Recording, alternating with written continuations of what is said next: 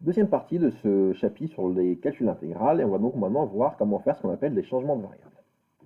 Alors d'abord le théorème, je ne vais même pas vous le lire d'ailleurs, je ne vous l'ai même pas mis en rouge parce que si vous lisez ce théorème comme ça, il va juste vous effrayer. En pratique, vous allez voir que changement de variable, ça se fait facilement en pratique, mais par contre, le théorème, il paraît affreux. Donc, je ne vous demande pas de connaître ce théorème par cœur, juste retenez ce qui se passe en pratique. En pratique, comment ça va se passer? On va poser x égale un certain phi de t. Le changement de variable, il dépendra de la situation, de l'intégral que vous devez calculer. Premier réflexe que vous devez avoir, c'est que quand vous posez x égale phi de t, vous devez calculer dx. Comment vous trouvez ce dx? Vous calculez la dérivée de phi, donc phi prime de t, et vous mettez des t derrière. On va obtenir alors que l'intégrale de f de x dx est le vaut l'intégrale de f de phi de t fois phi prime de t dt. Et autre chose qu'il faut faire, c'est bien penser à changer les bornes de l'intégrale dans le cas d'un calcul d'intégrale. Donc dans la formule, ce qu'il faut aussi penser à faire, c'est voir quand x vaut une certaine valeur, que vaut t, et quand x vaut l'autre valeur, que vaut t. Ça, rien de mieux pour le comprendre qu'un exemple, et du coup, ce que je vous invite, c'est à bien regarder la vidéo suivante, où vous allez avoir cet exemple qui va être fait, ainsi que celui-ci. Donc j'ai regroupé ces deux exemples dans une vidéo qui s'appelle exemple 7.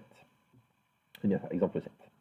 Du coup, un petit corollaire qui peut être utile en pratique, et qui vient de changement de variable, c'est une fonction qui est continue sur un intervalle moins à a, sur un intervalle donc centré en 0, c'est-à-dire que j'en ai autant à gauche qu'à droite de 0. J'ai une fonction impaire, l'intérieur d'une fonction impaire sur un domaine symétrique est centré en 0, bah, cette intégrale vaut 0.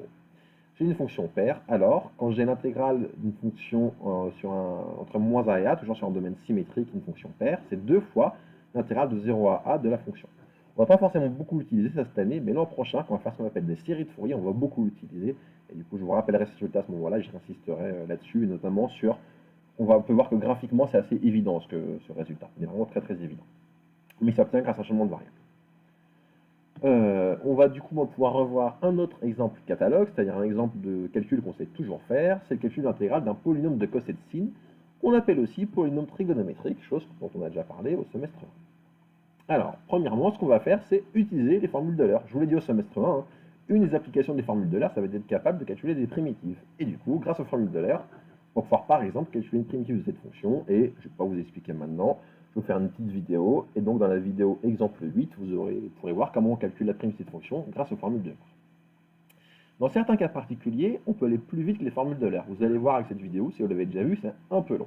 Dans un cas particulier, si l'une des deux puissances est impaire, donc par exemple ici P, si P est impair, comme la puissance P ici est sur le sinus, je vais poser U égale cosinus X. Je vous rappelle le réflexe, si j'ai U égale cos X, je fais le changement de variable DU, et du coup je dérive, dérivé de cos c'est moins sin, donc DU vaut moins sinus X dx.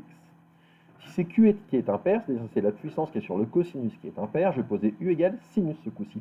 Et pareil, j'ai le bon réflexe, si je pose un changement de variable, je fais DU, DU c'est la dérivative, c'est-à-dire cos X fois dx. Un exemple pour bien mettre ça en application, donc c'est l'exemple suivant, exemple 9, où vous allez voir du coup que dans ce genre de cas de figure, quand j'ai une puissance impaire, ici c'est le 3, ça va beaucoup plus vite pour faire le calcul des primitives que dans le cas où je n'ai que des puissances paires comme ici. La 4 et 2, les deux sont des nombres paires pour mes puissances. Une remarque, si vous avez deux puissances impaires, vous pouvez faire un changement de variable que vous souhaitez, ça marchera. Il y aura possiblement un des deux qui sera un peu plus rapide. Je vous laisse réfléchir lequel, voir si vous avez compris la méthode. Au début, sans doute pas, mais quand vous aurez fait 2-3 exemples comme ça, j'espère que vous arriverez à comprendre, quand j'ai deux puissances impaires, lequel changement de variable il vaut mieux faire pour aller plus vite. Dernière partie de ce chapitre, comment faire pour calculer des intégrales et des primitives de fonctions rationnelles. Alors, on veut calculer du coup l'intégrale d'une fraction rationnelle, c'est-à-dire P de x sur Q de x, où P et Q sont des polynômes. Pour ça, la méthode, ça va être ce qu'on a fait au S1. Hein. Quand je vous ai présenté la décomposition en éléments simples, je vous avais dit qu'une application, c'était le calcul de primitives et d'intégrales. Du coup, si on se souvient de la décomposition en éléments simples dans R, P sur Q, ça peut s'écrire sous la forme une partie entière, quand le degré était positif ou nul, plus des parties polaires des pôles réels, plus des parties polaires de degré 2. Alors, dans ce cas-là, E est un polynôme, donc calcul de son intégrale, il est simple, il n'y a pas de souci. Pour les parties polaires des pôles réels, on va voir que des termes de ce genre-là. Donc il va y avoir deux cas de figure. Si k est égal à 1, une primitive de ce genre de choses, c'est un ln, donc ln de valeur absolue. Si k supérieur ou égal à 2, on sait aussi calculer ce genre de primitive grâce à la formule qui est là, et donc on saura faire aussi. Donc la partie entière, donc le polynôme, on sait faire. Les parties polaires des pôles réels, on sait faire aussi facilement, et ça ne pose pas de souci. Un exemple pour voir comment ça fonctionne, dans ces cas qui sont les plus simples, une primitive de cette fonction est donnée par ce qui est ici. Je ne vous l'explique pas là, parce que je vais faire une vidéo à part qui s'appellera exemple 10, pour voir comment on fait ici cet exemple. Il reste à traiter la cas des parties polaires de degré 2. Bah ça va être un peu plus compliqué. Alors, si k est différent de 1, ça va être plutôt très compliqué même. Nous, en pratique, on va faire que le cas k égale 1, justement, et qui sera beaucoup plus simple. Donc là, je vais vous expliquer un petit peu comment ça se passe de façon générale, mais rassurez-vous, en pratique, on fera que le cas où k est égal à 1, qui est le plus simple. Donc d'ici, quel est le cas de figure? Comme j'ai des parties polaires de degré 2, ça signifie quoi? Ça signifie qu'ici que mon dénominateur n'est pas de racine réelle. Autrement dit, que son discriminant, delta, est négatif. Si x plus b est un multiple de x carré plus cx plus d, bah c'est de la forme u' sur u puissance k, et dans ce cas-là, on peut calculer directement grâce aux formules sur les composés de fonctions. Sinon, il va falloir faire plusieurs choses. Premièrement, mise sous forme canonique. Donc la mise sous forme canonique du polynôme qui est là, ça revient à écrire ça comme le début d'un carré et après avoir plus une constante. Alors ça, je vous l'expliquerai dans l'exemple suivant, ce sera plus simple que là, comme ça, à l'oral. Étape 2, ce qui en fait, mon but, ça va être de se ramener à la dérivée de la fonction arctangente, donc à du t carré plus 1 puissance k. Donc on va faire un changement de variable qui va nous permettre de se ramener à ce genre de choses. Puis, étape 3, on va séparer en deux. On va avoir dans un premier temps quelque chose calculé sur la forme u' sur u puissance k, et dans un second temps quelque chose qui va être proche de l'arctangente, je dis proche qu'à la puissance k en trop. Si k est égal à 1, on aurait fini à partir de cette étape-là.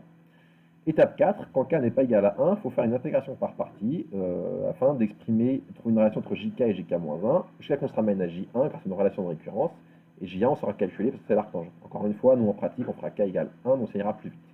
Je vous ai fait le cas général pour que vous puissiez savoir comment ça marche en général, mais nous, sur nos exemples, ce sera que k égale 1. Et du coup, exemple pour bien comprendre, si ce que je viens de vous dire dans les 2 dernières minutes n'est pas très clair, rassurez-vous, je l'espère qu'avec l'exemple qui va suivre, ça sera plus clair, rien de mieux que le concret pour comprendre. Du coup, dans le dernier exemple de ce chapitre, qui s'appellera exemple 11, la vidéo, je vous expliquerai comment mettre en pratique ce que je viens de vous expliquer juste avant, et on trouvera donc pour préminer cette fonction, cette chose-là. Donc ça termine ce chapitre.